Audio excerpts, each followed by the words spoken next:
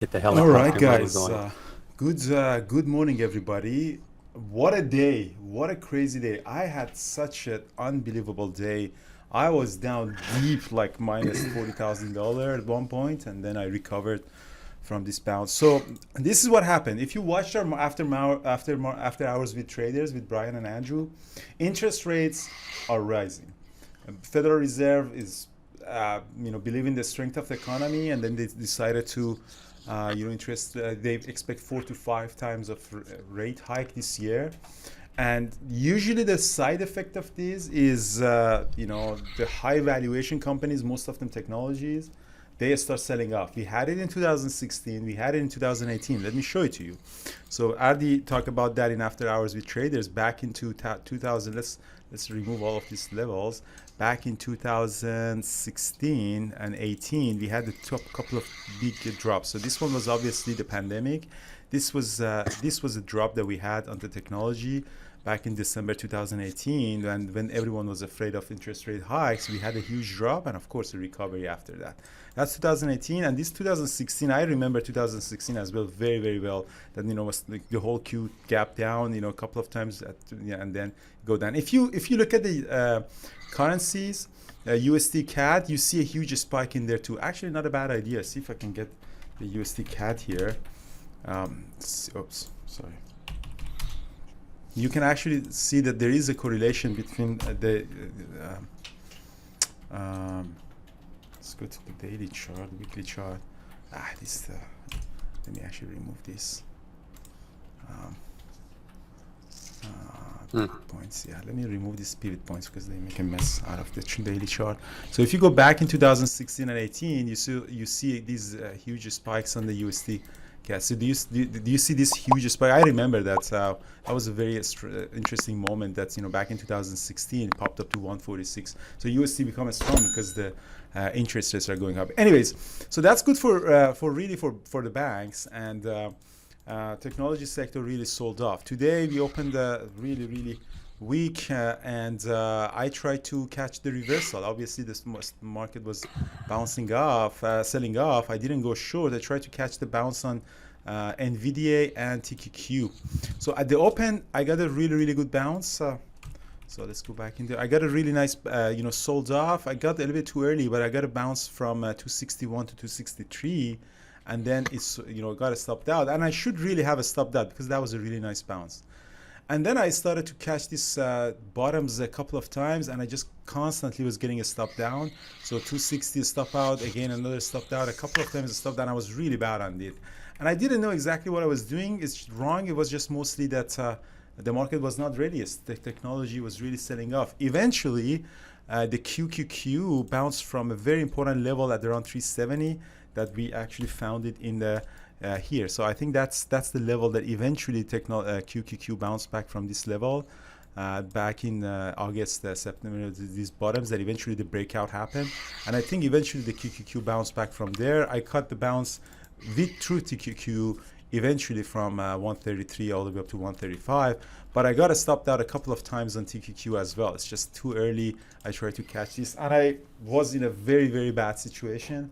And but no one is to blame, myself. I really had to wait. Usually for these huge reversals, huge sell-offs and the reversals, you gotta wait a little bit. You can't catch a reversal at 910, or sorry, at 940 or 5 or 950. You gotta wait until this wave of sell-offs, this liquidity goes in and out.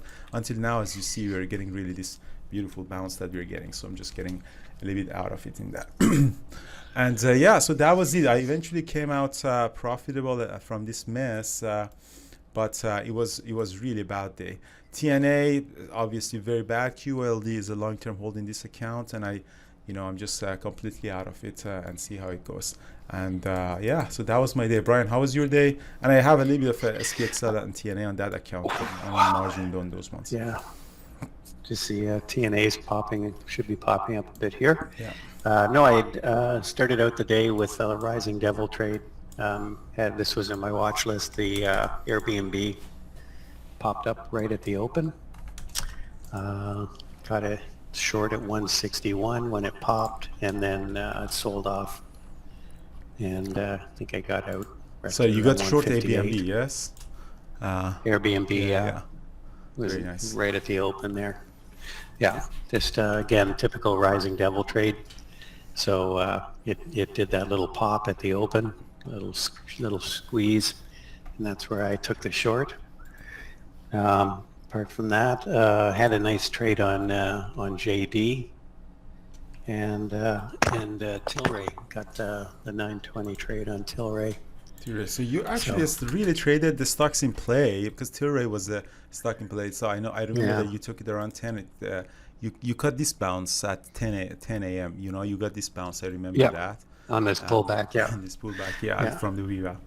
So you traded. It's very interesting because Brian mostly traded the stocks in play, like Tilray and JD. I tried to trade the sectors with technology in QQQ and NVDA. And that's the two different styles. You find the stocks in play like Tilray, which is completely independent of the market. Or when the days are really volatile, like today, like technology, IWM, and SPY, they're all selling off. You want to catch either short, like Ed Martin tried to catch the short, and he did successfully short NVIDIA in his room. I tried to catch the reversal. So in these situations, you can trade the market to either directly indexes or their leverage indexes. And that's a very interesting, two different type of trading, two different approach to trading, guys. So it's very important to know that you cannot always trade the market, because when it's choppy. But the day like this that you sell off 3% and bounce to up 2%, you can trade TQQ or volatile stocks in that sector and make money out of it. So that's a very, very important differentiation between what Brian and I actually traded.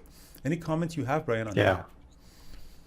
Yeah, and that's true. And I actually did try to take to play the indexes. I did take a couple of trades on TNA. Yeah. So TNA I tried to catch a bounce. Yeah, so I tried to catch a bounce on it a few times, and it just each time it wasn't the bottom. So again, that's was a small loss because I kept my stops fairly tight.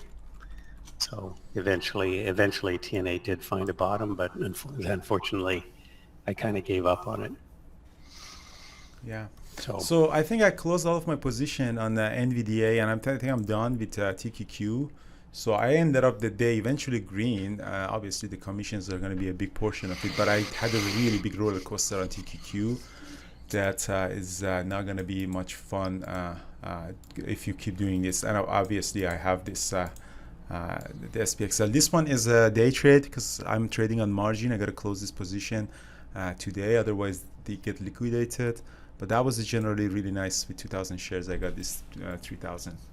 So yeah, that's it for me. So a couple of announcements, guys. Today the onboarding session is at 7 p.m. If you want to check out our community, check our stock market trading simulator, guys. And try to add your email. Even if you're not a member, we're going to send you more trade ideas, and we have some ideas to make it really an AI assisted mentorship. So our software is going to help you to improve your performance through your trade book. So there are so many updates are coming into that. And and Peak Capital Traders, if you're in the chat room or you're in YouTube watching us, we start today at 7 p.m. in Peak Capital Trading meeting room. So thanks for all of you. We really got more than we could handle in this round, and hopefully we'll see you more, guys. Anything else from Brian, from you? No, that's it. Otherwise, I'll see everyone as we'll do the swing trade thing at Monday, 3 o'clock Eastern. We'll see you there. Awesome. Thank you so much, guys. And talk to you soon. And we appreciate like, subscribe, or comments in our channel. Bye.